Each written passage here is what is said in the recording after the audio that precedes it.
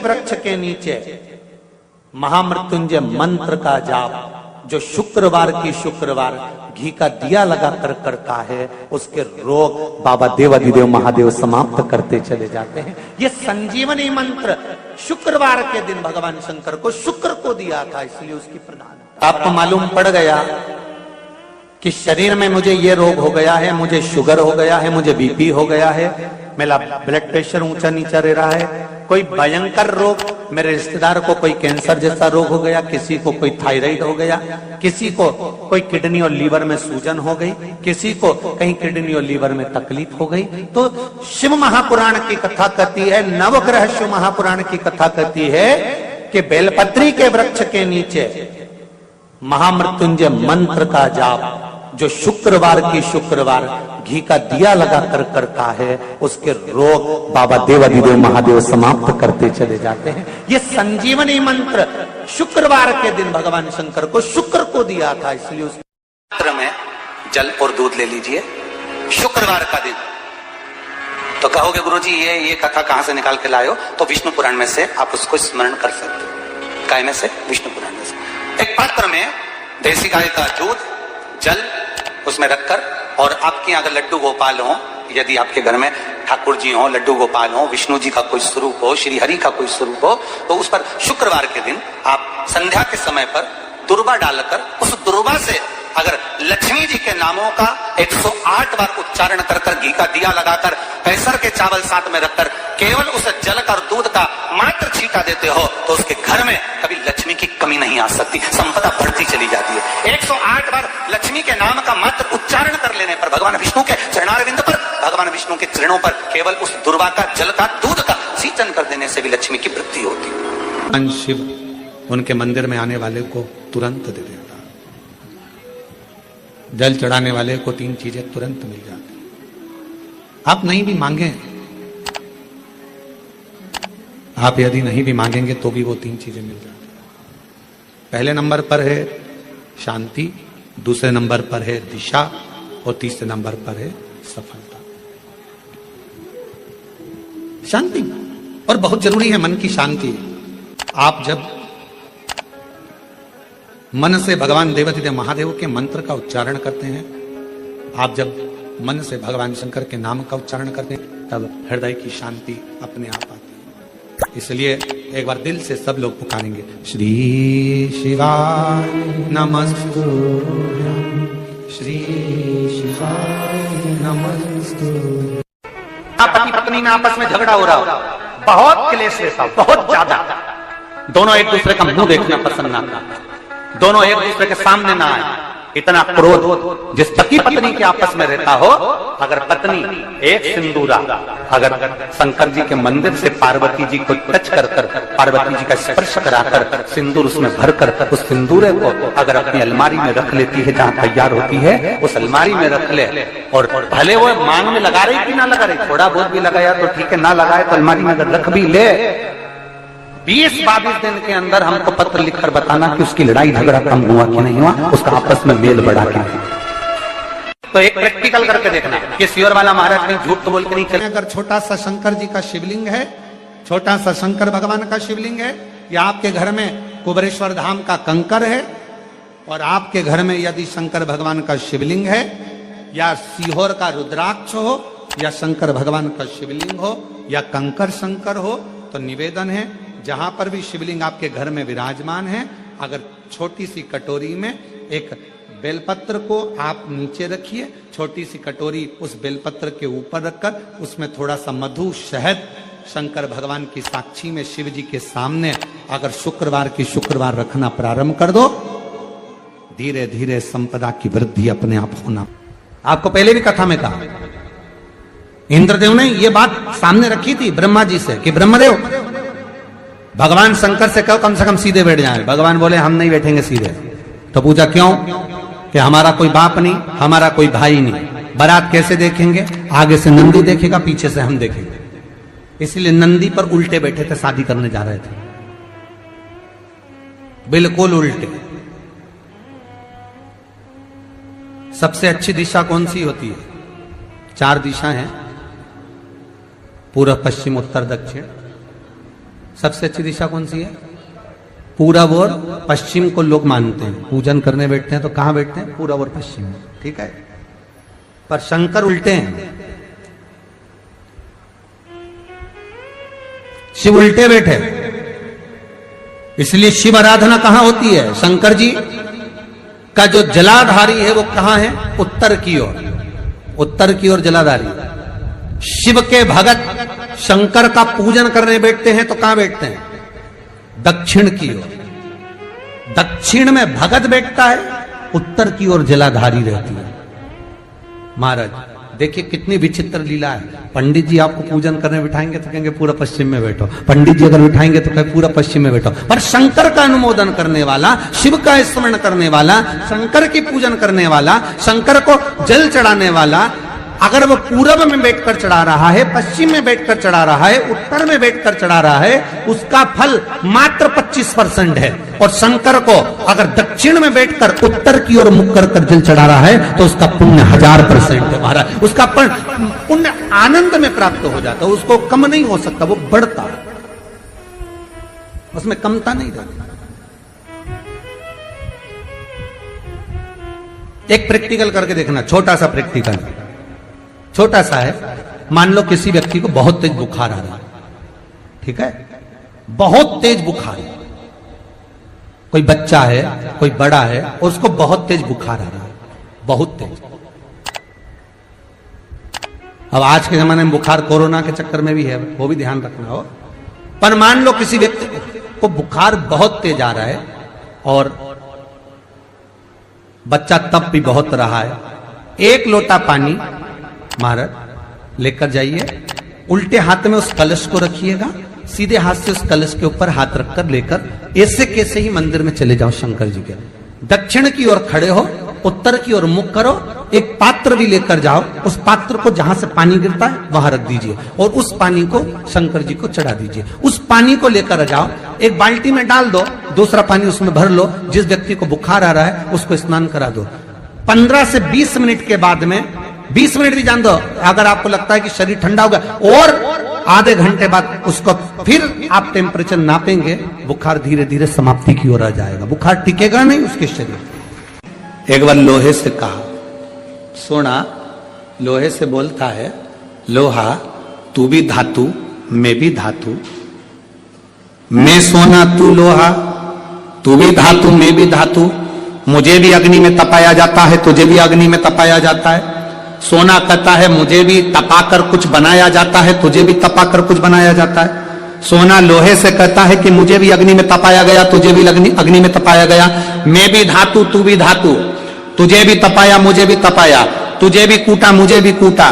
सोने ने लोहे से पूछा, पर एक बात बता रहे लोहा, मैं सोना जब कुटता हूं तो मैं आवाज नहीं करता, तू लोहा जब कुटता है तो आवाज क्यों करता? मैं कुटता हूं तो आवाज नहीं करता, सोना करे मेरी आवाज नहीं निकलती। सुनार की दुकान के सामने से निकलना, सोने को कूटा जाता है तो उसमें आवाज नहीं आती। लोहार की दुकान के सामने से निकलना, लोहे को कूटा जाता है तो उसमें से आवाज आती है।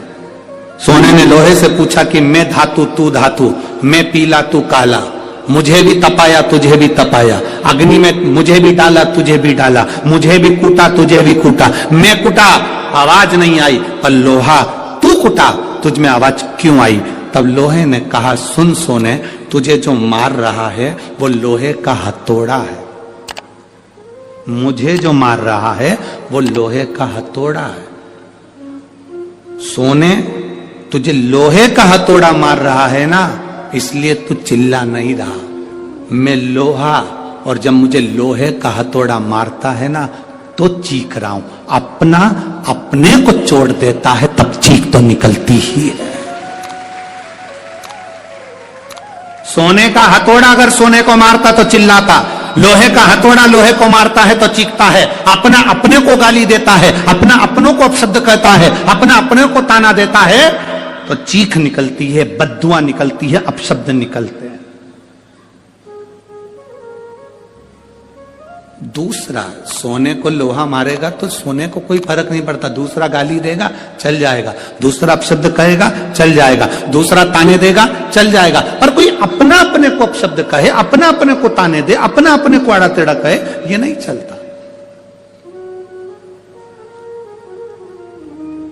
भगवान देवादिदेव महादेव के साथ में हुआ क्या था, उनके ही ससुर ने उनको गाली दे दी थी, तुझे शमशान का निवास करना पड़ेगा, मेरा श्राप है शिव, तू शमशान में रहेगा। शंकर भगवान तो भी अलमस्त थे, उन्होंने कहा कोई बात नहीं, अच्छी जगह पे प्लाट मिला है, कोई कब्जा ही नहीं करेगा, उसमें क्या टेंशन। शिव जैसे प्रसन्न भाव में रहने वाला चाहिए, हर एक में अच्छाई देखो, जितना आप अच्छा ढूंढोगे उतने अच्छाई मिल जाएगी। दो माताएं बस में लड़ रही थी, सीट एक थी, बैठने के लिए दोनों लड़ रही, वो बोली मैं बैठूंगी, वो बोली मैं बैठूंगी। कंडक्टर आ गया, क्यों लड़ रही हो, मैं बैठूंगी, दूसरी बोली मैं बैठूंगी। कंडक्टर बोला तुम में जो ज्यादा उम्र वाली हो वो बैठ जाए। पूरे रास्ते दोनों खड़ी रही, बैठी नहीं, क्योंकि जो बैठेगी वो ज्यादा उम्र की, बैठी नहीं, दोनों खड़ी। पूरा रास्ता उन्होंने खड़ा खड़ा निकाल दिया, पर बैठी नहीं। कंडक्टर दोबारा आया, बैठो, अभी मैं बैठू। तो कंडक्टर ने दूसरी से कहा बैठ जाओ, दिख रहा है तुझे, मेरी उम्र नजर आ रही है। कंडक्टर ने फिर दूसरी से कहा तू बैठ जा, आंखों का इलाज करवा ले तेरे। नहीं बैठूंगी मैं, कोई इतनी उम्र क्यों। कुर्सी पूरी खाली बस की, दोनों नहीं बैठी, इतने में एक दूसरा आ गया, चले गए। ये खड़ी की खड़ी बस की, किसी को मालूम ना पड़ जाए कि उम्र कितनी है।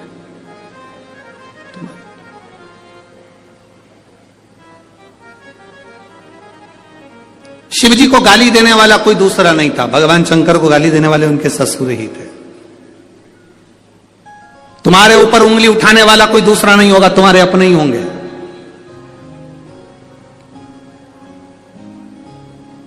कोई दूसरा नहीं होगा, तुम्हारे अपने।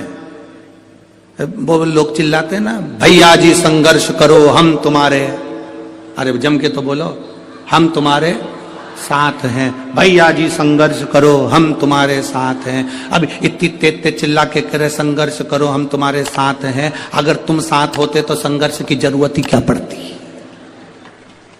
संघर्ष की जरूरत क्या पड़ती। साथ नहीं हो तो संघर्ष की जरूरत है, कहना कठिन है।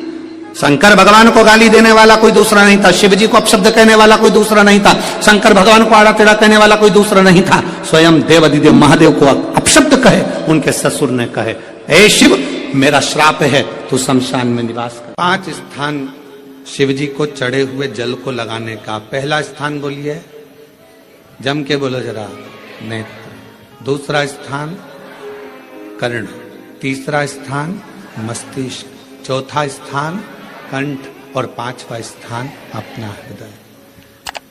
मात्र ये 5 स्थान शिव जी के चढ़े हुए जल को आप अगर लगा लेते हो तो तुम्हारे ऊपर किसी ग्रह, चाहे शनि हो, चाहे राहु हो, चाहे केतु हो, चाहे मंगल हो, कोई ग्रह आप पर भारी नहीं रह सकता। ये 5 स्थान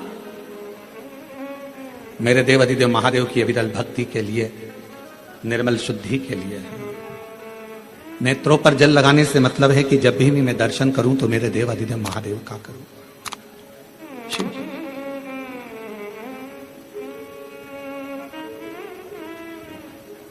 कंठ पर जल लगाने से मतलब है कि मेरे मुख से जो वाणी निकले, और मान लो मेरे मुख से कोई अपशब्द निकल गया तो किसी का बुरा ना हो जाए।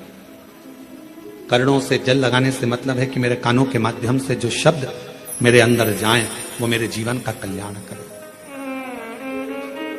मस्तिष्क पर जल लगाने से मतलब है कि मेरे भगवान के चरण का जल, उनकी रज मेरे सिर पर चढ़ी रहे और मेरे जीवन में कभी अहंकार ना आए। हृदय पर जल लगाने से मतलब है कि मेरे हृदय में भगवान शंकर के चरणों का आवास नित्य प्रतीत रहे हमेशा। ये 5 स्थान।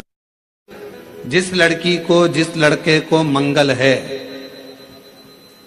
और ब्राह्मण देवता ने यदि आपको कहा कि इनको मंगल है, इसकी शादी में देरी हो रही है, मंगल के कारण अगर शादी रुक रही है, देरी हो रही है, विवाह में देरी हो रही है, तो उस बेटी और बेटे को 3 महीना लगातार शिवजी पे चढ़े हुए जल को इन 5 स्थान पर लगाना प्रारंभ कर दे। 3 महीने के बाद वो खुद कहेगा कि हाँ, हमारा संबंध जम गया, हमें मंगल से कोई दोष नहीं लगा। स्वयं शिव कृपा करते हैं। फूल को धोया कभी नहीं जाता, जैसे डाली पे से फूल टूट के आया तुम भगवान को चढ़ा, पर फूल को घर में लाने के बाद तुम धोगे, पानी छीट कर साफ करोगे और फिर भगवान को चढ़ाओगे, तो समझ लेना फूल भगवान स्वीकार नहीं कर। फालतू की बात। जैसा है वैसा देव, तुम्हारे जैसे नहीं। नहाए तो खूब साबुन से मल मल कर, और मालूम पड़े मन रह गया बेकार, और सोचो कि भगवान कर ले स्वीकार, ये कभी नहीं हो सकता। फूल और मनुष्य एक जैसा होना चाहिए कि फूल जैसा दिया वैसा भगवान को दिया। इसमें स्नान नहीं कराना, उसी तरह मन भगवान ने जैसा दिया वैसा भगवान को प्रदान कर दो, वो उसका। इसमें दिखावा नहीं हो। भगवान गुरु जी, हम शंकर जी को क्या चढ़ाएं? हमने कहा जल चढ़ाओ, तो क्या जल लेने के लिए घर जाना पड़ता है, तो फिर हमारे पास तो वो भी लेने के लिए घर पर से हमारे पास पात्र नहीं, हम क्या करें? हमने कहा शंकर के मंदिर चली जा, 3 बार ताली बजा दे। उसने कहा ताली भी नहीं बजाए तो हमने कहा मुख से बम बम बोले बोल दे, तो उतना ही बोल।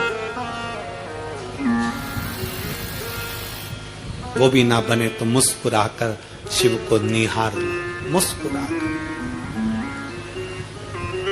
मुस्कुराकर शंकर को निहार। अब हमारी आदत क्या हो गई?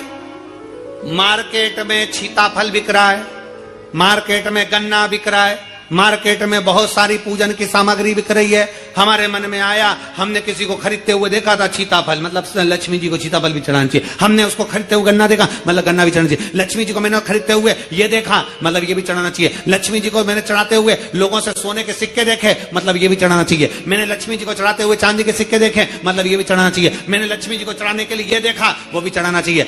घर में सामर्थ्यता नहीं है और कर जाकर कर तुम सामान लेकर माता लक्ष्मी को चढ़ाओ, लक्ष्मी जी कभी प्रसन्न नहीं होगी। लक्ष्मी कहती है कि तेरे दिल से तू मुझे जैसा रिझा सकता है वैसे रिझाना। अगर तू केवल दीप लगा देगा ना, उतने में मैं भी खुश हो जाऊंगी और तेरा भंडार भर कर चली जाऊंगी। बहन भाई को तिलक करती है, माथे पर तिलक लगाने के बाद में चावल लगाती कि नहीं लगाती? बोलो, जम के बोलो जरा। लगाती है? बोलते जाओ जरा। लगाती है, ठीक है। मंदिर में आप पूजन कर रहे हो, घर में कोई अनुष्ठान कर रहे हो, पंडित जी तुम्हारे मस्तक पर तिलक करते हैं तो चावल लगाते कि नहीं लगाते? बोलो बोलो, जम के बोलो। लगाते हैं। तुम्हारे घर में शादी ब्याह होता है तो तिलक करा जाता है तो चावल लगाया जाता कि नहीं लगाया जाता? लगाया जाता है। सब समय पर चावल, मस्तक पर कंकु का तिलक, चंदन का तिलक, जो भी तिलक तुम्हारे मस्तक पर लगा है, कोई अगर लगाएगा शुभ कार्य में तो चावल जरूर लगाएगा। बस एक कार्य ऐसा होता है जिस समय पर मस्तक पर तिलक करा जाता है पर चावल नहीं लगाया जाता।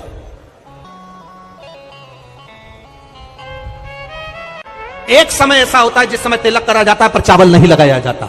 चावल का मतलब है अक्षय, मतलब बार बार भगवान ऐसा मौका लाए, बार बार भगवान ऐसी कृपा करे कि तुम ऐसा अनुष्ठान करते रहो, पुण्य करते रहो, सत्कर्म करते रहो, 16 सोमवार के व्रत करते रहो, चतुर्थी के व्रत करते रहो, तुम छठ की पूजन करते रहो, तीज का व्रत करते रहो, सोमवार का व्रत करते रहो। तुम्हारे घर में हमेशा ऐसे शुभ कार्य होते रहे। केवल अक्षय, अक्षत एक जगह पर नहीं लगाया जाता।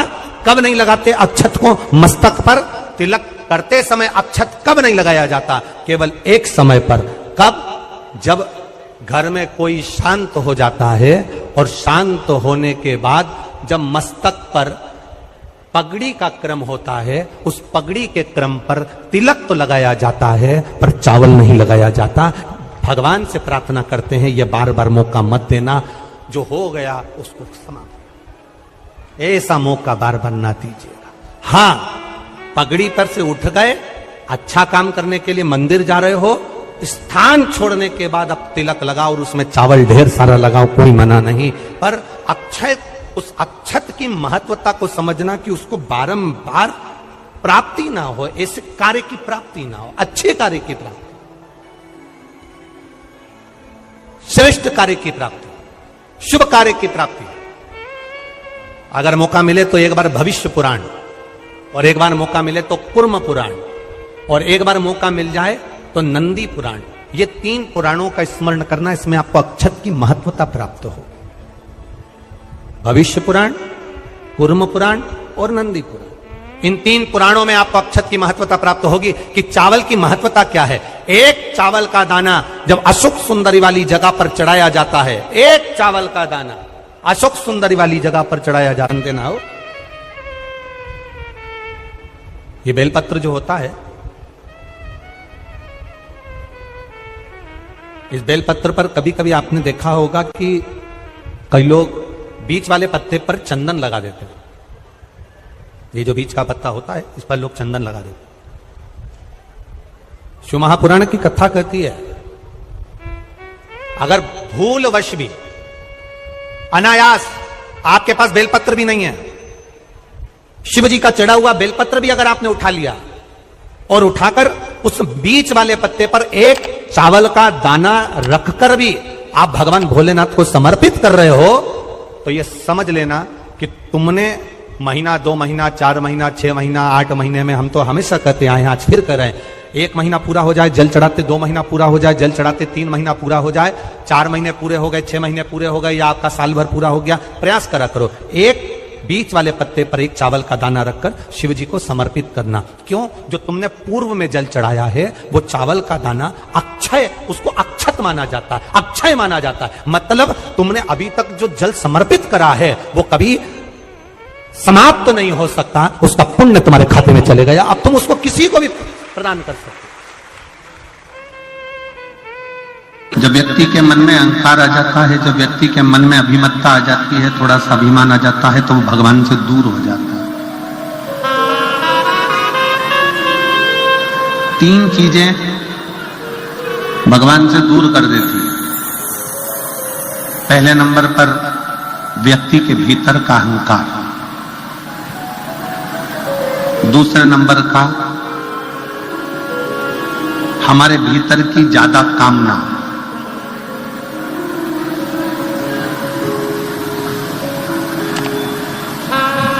और तीसरे नंबर पर लोभ। एक अहंकार, कामना